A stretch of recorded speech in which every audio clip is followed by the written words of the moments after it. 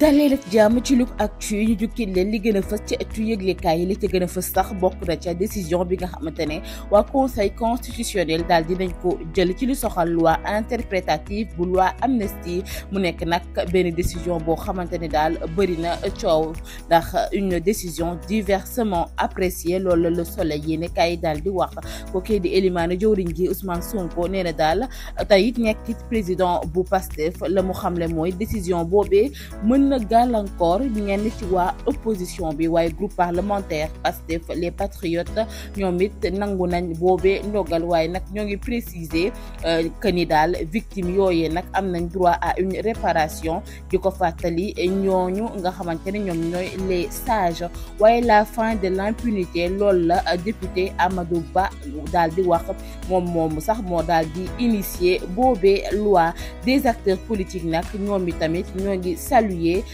ni nga xamante ne nag noonu la justice bi daal di doxalee ñu daal di sax jàpp ne ab ndam la si justice bi waaye Sud Quotidien moom it ñu war na ci mbirum loi d'amnistie du 13 mars 2024 boobule nee na daal 5 sages récusent l'interprétation leneen tamit ci biir yëglekaay bi mu soxal présidentielle ivoirienne écartée de la course kookeeri Tidiane Thiam di être l'unique candidat du PDCI loolu lañ daal di wax waaye yoor ñu war na ci mbirum loi interprétative recours en inconstitutionnalité nee na l'opposition se tire une balle dans le pied ndax kat yéeglekaay bi nee na daal conseil constitutionnel bi jamono ji daal dina joxe feu vert ngir ñu daal di mën a topp criminelu régime yu Macky Sall yi waaye libération daal dina ñëw ci keneen muy Ismaïla Madior Fall te nga xamante ne moom moo fi nekkoon ministre bi ñu dénkoon wàllum justice moom nag jamono ji moo ngi ci centre benn dossier de corruption présumée loolu lañ daal di wax ndax kat témoignage bu accablant d'un entrepreneur daal dina confirmer que ni directeur des constructions des palais de justice waaye Assemblée nationale nag daal dina déclencher ab machine contre l'ancien garde des Sceaux waaye du moom kese ndax am na ci ñeneen ñoo xamante ne nekkoon nañ fi ministre ku si mel ne Mansour Faye Moustapha Diop Aïssatou Sophie Gladima Ndeye Salé Diop ñoom ñëpp nag mbirum affaire fond Covid bi nag daal dina leen concerné waaye leneen ci biir libération muy diffusion de fausses nouvelles kookee nag de Fatou Kiné Cissé daal dinañ ko placer sous mandat de dépôt moom mais sax dafa nekkoon sous contrôle judiciaire waaye nag PDG wu Tahar Project nag jamono ji daal dinañ ko mandat de dépôt. L'Observateur ñëwaat na ci mbirum loi interprétative nee na daal la sage décision loolu la ko daal di duppee ndax kat article 1er bu loi numéro 8/2025 adopté par l'Assemblée nationale en sa séance du 2 avril 2025 nee nañ daal wute na ak li nga xamante ne loolu la constitution bi daal di nangu waaye nag ñaari nataal daal dinañ fës ci yëglekaay gi di Ousmane Sonko ak kookee di ancien magistrat di Ibrahima Amadou Dème ku si nekk nag daal di nga yëy yàbbi ci mbir moomule waaye kookee nag di Pape Malick Ndour nekkoon fi ministre ñene daal Pastef dafa nekk nag ci poésie constitutionnelle waaye leneen lu soxal célébrité yi ak jamono ji li nga xamante ne ñoo ngi koy gis muy animaux yi nga xamante ne ñoo ngi ànd ak ñoom ñu nekk daal seeni animaux de compagnie dernière lubie des stars ci dëkku tubaab bi lañ ko daal di gis waaye dafa mel ne daal sénégalais jamono ji stars yi daal dinañ ko adopté gis nañ ci nataalu Mame Ndiaye Savon ak xajam boobu nga xamante ne moom lay doxantoo waaye le Témoin quotidien ñëwaat na ci décision wu sage yi nee na le 5 majeur de la première de corvée inconnue moom sax dafa daal di dikkaat tamit ci ministre yi nga xamante ne daal ñoo ngi leen di topp ca haute cour de justice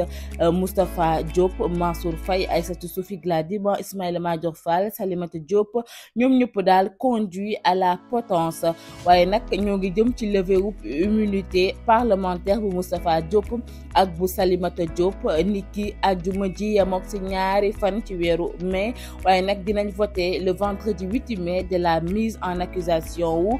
Ismaïla Madior Fall moom nag li mu wax mooy je suis surpris de voir mon nom sur cette liste moom nag mberteel la am ba mu gisee turam nag ci boobee liste waaye les échos yéenekaay ñëw na ci mbirum construction ak it activité yu soxal wàllum tabax bâtiment ñeneen daal les chiffres d'affaires frôlent la catastrophe mu mel ne nag chiffre d'affaires wu wàllum bâtiment daal dafa daal di wàcc baisse de 9,9% du chiffre d'affaires dans la construction waaye le sous-secteur du génie civil dafa daal di wàcc moom it ci 9,0%, celui de la construction de bâtiments de 7,6%, waaye activité architecture yeeg d'ingénierie ak technique 59,9%, de publicité et études de marché nabit wàcc na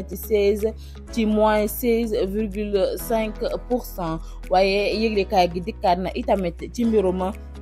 recours contre la loi interprétative ñi nga xamante ni nag mooy waa takku wàllu nee nañ daal le conseil vient de mettre fin à la diabolique tentative d'interprétation. Vox Populi ci loolee la daal di ñëwaat gën ci indi yaatal le président de PASTEF aussi jubile muy Ousmane Sonko waaye nag kookee nag di Alioune Tine fondateur African Jom Center moom daal nee na une bonne décision qui confirme la marche du Sénégal vers la consolidation de l'état de droit moom itamit kontaan na ci lool jàpp na ne daal lii nag wane na ni daal Sénégal ak état de droit la waaye le quotidien itamit ñëwaat na ci décision sans interprétation les 7 sages jugent inconstitutionnel l'article 1 de la loi. wax na tamit ci mbirum Sonko lam ca wax APR un des aveux cinglants pour le président et son premier ministre. Thierno Alassane Sall itamit nee na daal abrogation partielle boobee nag loo xamante ne nag mënul nekk la waaye le considérant 31 un sujet à débat. Leneen grand panel moo si daal di dikkaat ba tey ci mbirum fond Covid-19 loi d'amnistie haute cour de justice nee na Mansour Faye droit dans ses bottes ndax nag amnistie bi c'est invalidé waaye Mansour Faye parle de victoire de la justice et attaque Ousmane Sonko nee na daal dafa war a démissionner. waaye mbirum fond Covid-19 aucune surfacturation tout a été fait dans les règles loolu la Mansour Faye daal di wax waaye li soxal mbirum haute cour de justice nee na je suis prêt à répondre avec dignité et courage maanaam daal ngorom ak njàmbaarteem daal dina ko téye daal di dem wuyu ji waaye nag ki nga xamante ne nekkoon na fi ministre moo ngi défier le pouvoir en place nee na aucune loi ne peut m'inculper loolu la wax waaye mise en accusation contre Macky Sall nee na le pouvoir détourne l'intention de vraie urgence muy mel ne daal dafa jàpp ne pouvoir bi xamuñu li nga xamante ne nag moom moo yitteel askan wi waaye Walf Quotidien dafa daal di ñëwaat ci interprétation wu loi amnistie waaye wax na ci leneen lu soxal Tidiane Thiam ak stratégie de kawam waaye lu soxal campagne agricole hypothèque de la pluviométrie muy chronique bu Ousseynou Gueye daal di amal ci biir Walf Quotidien. Enquête ci yéenekaay dafa daal di ñëwaat ci mbirum fonds détourné de la Covid. nee na la chute des barons du riz ndax Moustapha Diop Hachem Rayane Mohamed Dian ak ñeneen daal jamono ji ñoom it ñoo ngi leen di topp waaye le juge veut recouvrer 2,7 milliards de francs CFA si la bëgg daal di nangu ci lu soxal ceeb yi nga xamante ne daal jàpp nañ ni ay luubal amoon na ci waaye nag boss Planète Kebab di restaurant boobu nag se taille la part du lion. L'Indépendant ñëwaat na ci mbirum censure loi interprétative bi ñëw na itamit ci désaveu cinglants pour Pastef ak it li nga xamante ne Elimane jëwriñ ji wax na ko ak Thierno Alassane Sall waaye leneen mu soxal benn programme saxal jàmm société civile ak politique signature nag d'une charte pour la paix. Républicain daal dina ñëwaat ci mbirum conseil constitutionnel waaye nag ca Kër Massar nag département kookee di madame Mbacké mu ngi réclamer ab plan Marshall ba tey ci madame Mbacké moomee la ñuy des ak scoop Quotidien moom nag ñëwaat na ci mbirum développement local nee na daal madame Mbacké moom mi dafa daal di mobiliser ay junney millions pour jigéenu Kër Massar yooyule waaye leneen acteurs de la société civile ak politique s'engagent pour une même cause leneen muy ESP nag da doon célébrer 60 ans wam dans la construction du capital humain ci teewaayu première dame boobee nag di Absa Faye la Sénégal yi ñëwaat na ci les sages décision bi nga xamante ne daal dinañ ko adopté ak ministre yi nga xamante ne nag jamono ji ñoo ngi leen di bëgg a topp fële ca haute cour de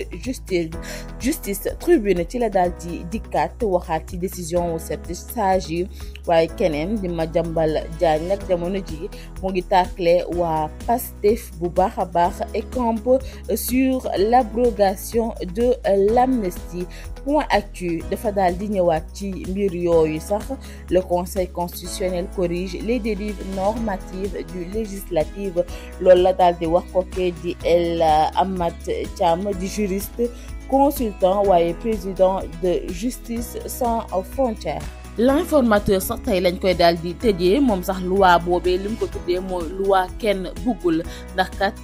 nit ñi nga xamante ne ñoom ñoo bokkoon ci ancien régime bi ñoom ñoo voté woon loi boobu ba tey jii loi bi daal di taxaw waaye nag autorité yu bees yi nag dañ ko daal di bëgg interpréter te bëgguñu ko sax nag le peuple aussi n'en veut pas muy mel ne daal loi bi nag mooy loi boo xamante ne kenn bëggu ko looloo tax yëglekaay bi daal di ko duppee loi kenn bëggul mbokk yi te lii moo gënoon fës ci ëttu yëglekaay yi jaajëfal leen bu baax a baax jox leen rek dig daje ëllëg incha allah ci yeneen xibaar.